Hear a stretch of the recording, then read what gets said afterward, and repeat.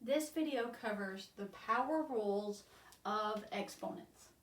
And the first thing you need to understand is what an exponent actually is. Exponents are the numbers that are written above. They're the little superscripts. They're written above the variable or number. And if we have 3x squared, the 3 is our coefficient. That means it's just the number in front of. And the x is our base. That's what the exponent is manipulating. And the 2 is our exponent up here. And so having that understanding makes manipulating exponents a whole lot easier. So you need to make sure you understand what an exponent is. Now, what does an exponent do? Is the exponent tells how many factors of the base you need to multiply together. A factor is a part of a product, something that you're multiplying. And so basically with this one, with x squared, it just means I'm going to multiply x times x. I need 2 of the x's to multiply together. And then if I had 6 into the 5th, that 6 is the coefficient, but its exponent is a 1. It is not with that into the 5th. And so the 6 would be in front, and then you would multiply n times n times n times n times n 5 times. There would be 5 n's that you're multiplying in succession.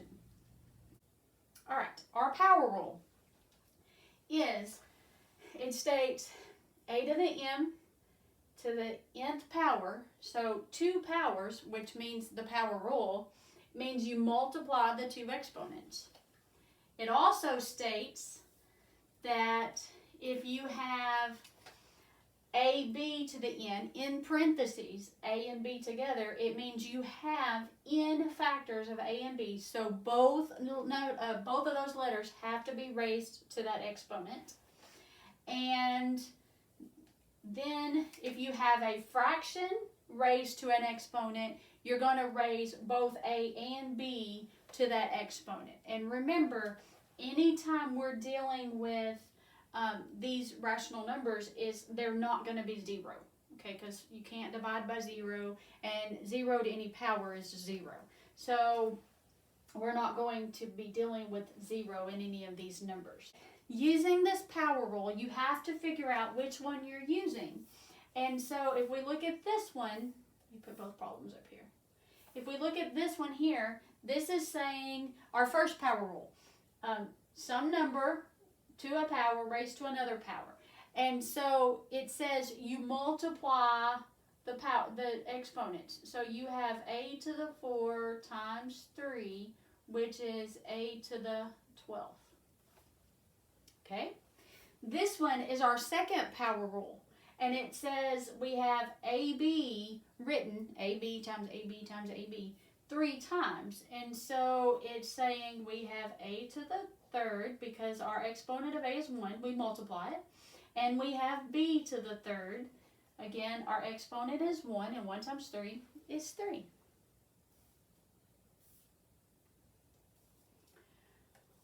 Okay, now we've got some things going on here. And so let's look, and we're actually going to have two bases, a and b again.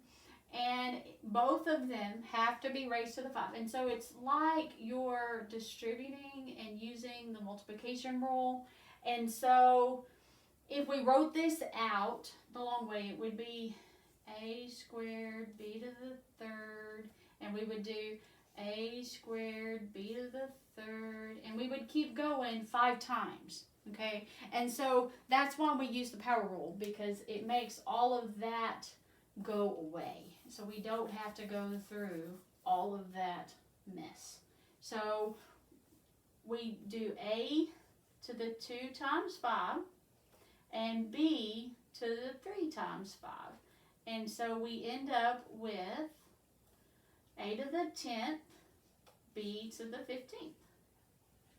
And that's a b, sorry about that, b to the 15th. All right, now with fractions, remember the third power rule says if you have a fraction, you raise both letters in the fraction to the power rule. And so we would have x to the 3 times 4 divided by y to the 1 times 4. And so we would end up with x to the 12th, y to the 4th.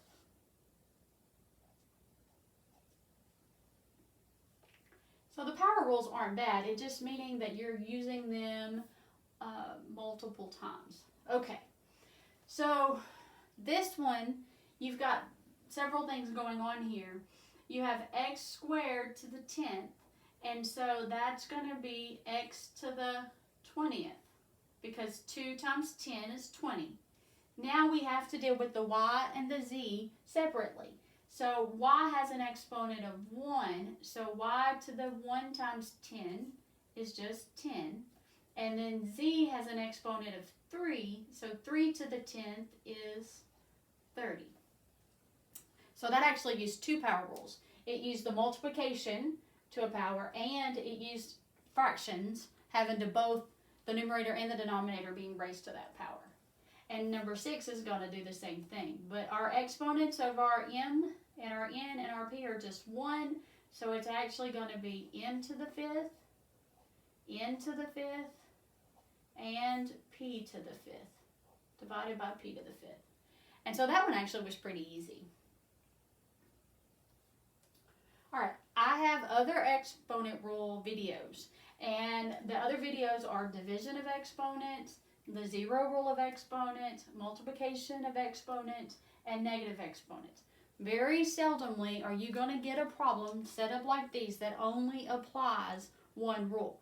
Maybe when you're first being introduced to laws of exponents, because they are very interchangeable.